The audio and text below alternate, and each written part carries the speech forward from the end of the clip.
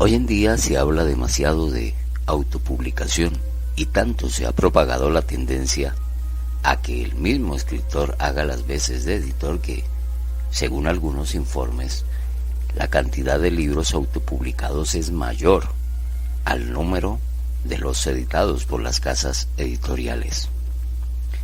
Esta tendencia o perspectiva, sin embargo, no es nueva y, por lo menos aquí en Colombia, tenemos noticia de varios autores que hicieron lo propio con sus originales.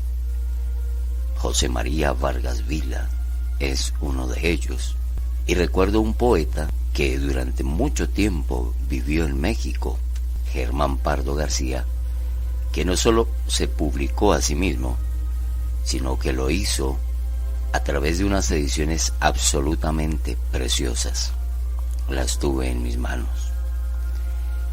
De manera que no es algo que nos hayamos inventado recientemente, este tema de la autopublicación, y más bien obedece, de acuerdo con mi experiencia personal, a la diversidad de retos que enfrenta un autor al querer publicar.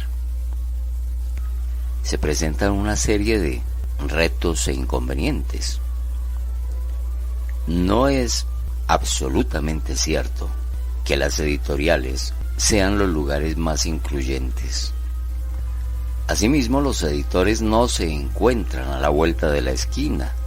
A la vuelta de la esquina no se encuentran personas dispuestas a editar un libro y que, a cambio de un porcentaje, compren los derechos de autor y se encarguen de todos los dineros necesarios y las diligencias pertinentes para publicar un libro. Por otro lado, hoy por hoy hay mucha presencia de empresas dedicadas a publicar, pero los costos son altísimos y no siempre ofrecen una publicación de calidad. A mis 18 años, en 1984, yo formé parte de un grupo de escritores que se publicaban a sí mismos. Y aunque al comienzo no editábamos libros, los primeros opúsculos, folletos y plegables nos dieron la ocasión de aprender más sobre los rudimentos de la diagramación y el montaje, hasta ser capaces de coordinar la edición de libros.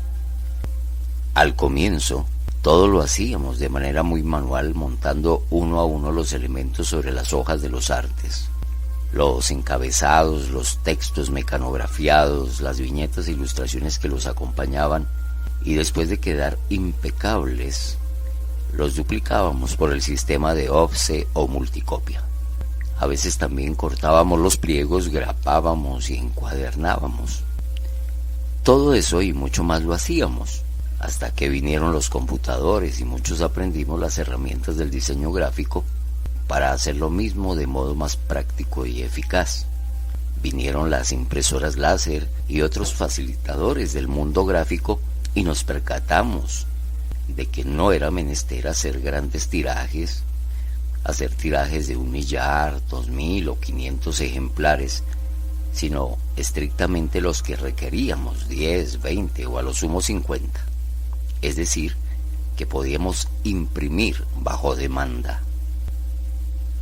Volviendo un poco a los retos del autor-editor, antes de comenzar el siglo XXI descubrí que ciertamente esto era una pulsión, el acto de publicarse a sí mismo, y el samizdat, como decidí que se llamaría mi concepto editorial, era parte de la tenaz forja por sacar los textos de las gavetas y publicar independientemente de las inconveniencias.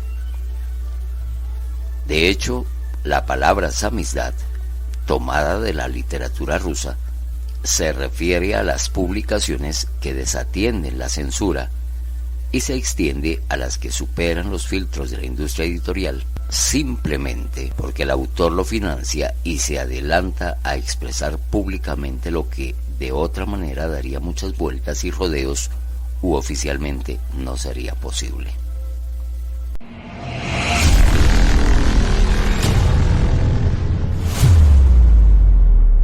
El conocido disidente soviético Vladimir Bukovsky lo definía de la siguiente manera: yo mismo lo creo, edito, censuro, publico, distribuyo, y me encarcelan por eso. Etimológicamente, la palabra Samizdat proviene de la raíz Sam, por sí, uno mismo, e Izdat, significando autopublicación.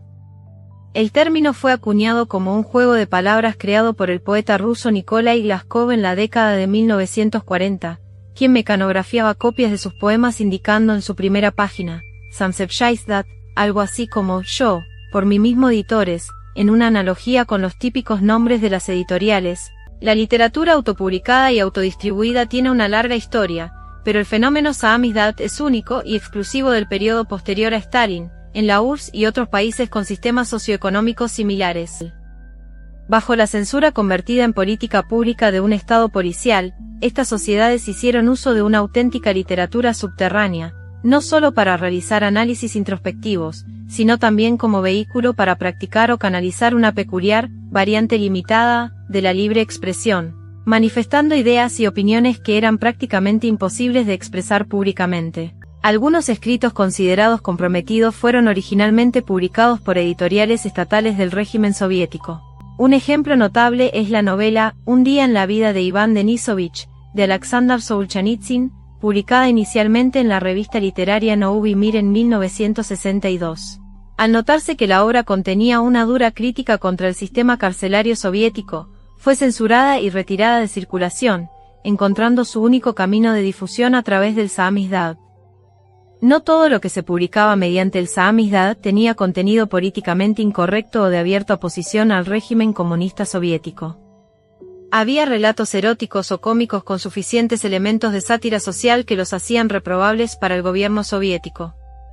En 1963, el poeta Joseph Brodsky fue acusado de parasitismo social y condenado a prisión por escribir poemas sentimentales que cuestionaban crudamente el realismo socialista. Tras ser liberado por la presión de intelectuales, continuó difundiendo sus obras mediante el Samizdat.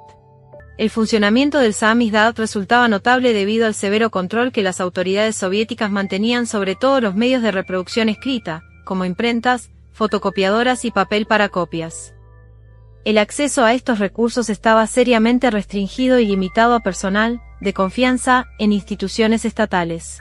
La prensa clandestina del Samizdat alcanzó altos niveles de circulación y difusión, demostrando la creatividad y valentía de sus participantes.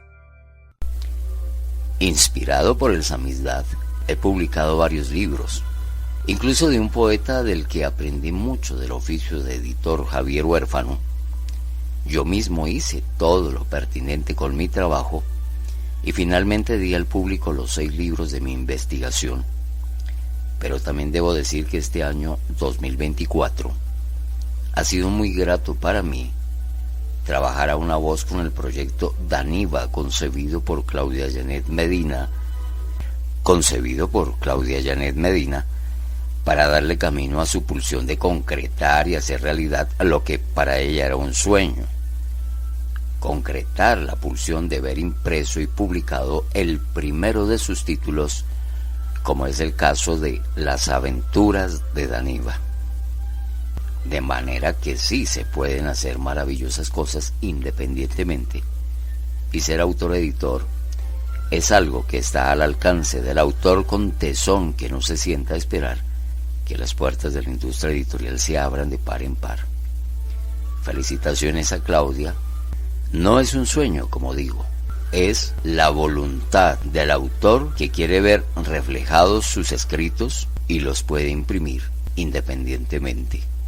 Y para todos los autores que sigan el ejemplo de Claudia Janet y se den a la tarea ellos mismos de meterse en los rudimentos de la industria, porque una cosa es la escritura, otra cosa es la industria del libro como tal, la concepción del libro como tal, como un elemento gráfico, y otra muy distinta, todas las operaciones de mercadeo, marketing y divulgación. Pero estas tres caras, como de una moneda diferente, se pueden aunar gracias a la voluntad y al tesón de los autores. Bueno, digamos que este es como el microrrelato de mi participación en el proyecto Daniva, del cual estoy muy orgulloso, muy satisfecho de haber hecho parte en lo que se refiere a la impresión del libro.